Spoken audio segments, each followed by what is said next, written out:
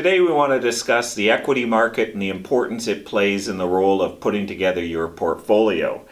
We've got a bit of a video presentation that does an amazing job at describing that to you, so I hope you enjoy. Take care. So why do we invest in the equity markets? Is it because we love the day-to-day volatility? Of course not. The reason we invest in the equity markets is when clients sit down with us, we talk to them about what their hopes, dreams, and wishes are at some point in the future and how much money they will need to make that a reality. We discuss how much money they have today and how much they can save each year.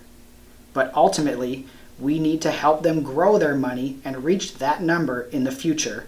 And the reality is, equity markets have provided that over the medium to long term, as illustrated by the chart. The green vertical lines represent the calendar year return for the broad U.S. stock market measured by the S&P 500 since 1980. What sticks out to you? What sticks out to us is that most of the time those green lines are positive. In fact, the S&P 500 has been positive approximately 80% of the time on a calendar year basis since 1980. And depending on your time frame, the S&P 500 has returned between 8 to 12% per year. That's why we invest in equity markets. Not because we love the short-term volatility, but it is the vehicle that allows us to reach our financial goals. Now take a look at the blue dots. These are the biggest peak to trough sell-offs in each one of those years. Let's look closer at 2020. If you invested $1 on January 1st, that $1 would have appreciated by 16% by December 31st of that year. However, as shown by the blue dot, that $1 was down at one point in March by close to 35%. When we look at this chart, we see that most of the time markets are up, illustrated by the green lines, but that the ride is never smooth, illustrated by the blue dots. On average, the market experiences two 5% pullbacks in any given year, one 10% correction every couple of years, and a bear market every 5 years or so. So when we get a sell-off like we have seen so far this year, it reminds us to look back at this chart and to remind our clients that if you want to reach your hopes, dreams, and wishes in the future, you have to earn those green lines, which means you have to ignore those headlines which lead to those blue dots.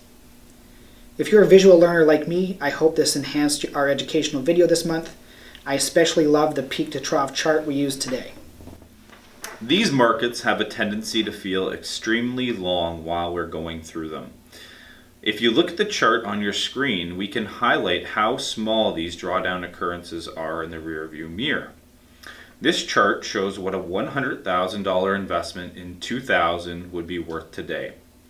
As you can see by the red arrows, during this time period, we have gone through the dot-com bubble of 2000 to 2002, the financial crisis of 2008, the pandemic of 2020, and now the Great Reset of 2022.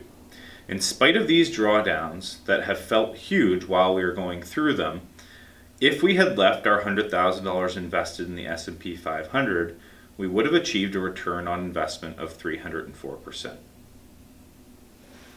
Just like previous large drawdowns, the current volatility that we're seeing here in 2022 will pass. And when we look at this in the rearview mirror 5 years from now, 10 years from now, we'll all look back on it and remember. But at the end of the day, our portfolio should all be quite a bit larger 5 years from now and 10 years from now, just like they are today compared to 2008, compared to 2000.